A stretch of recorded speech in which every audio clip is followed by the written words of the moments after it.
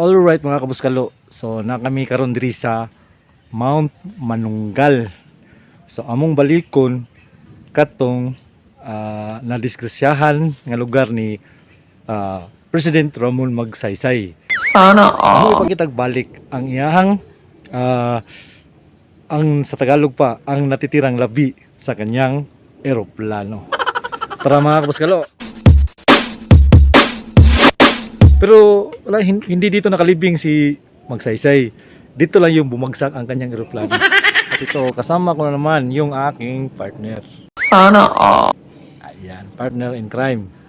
So, first time nyo akong makikitang nakasuot ng jacket.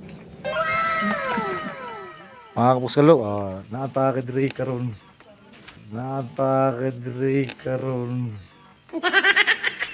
sa makina sa eroplano ni President Ramon Magsaysay nga nahulog gikan sa panganod. So mao ni diri. So natay mga pangan diri sa list of passengers.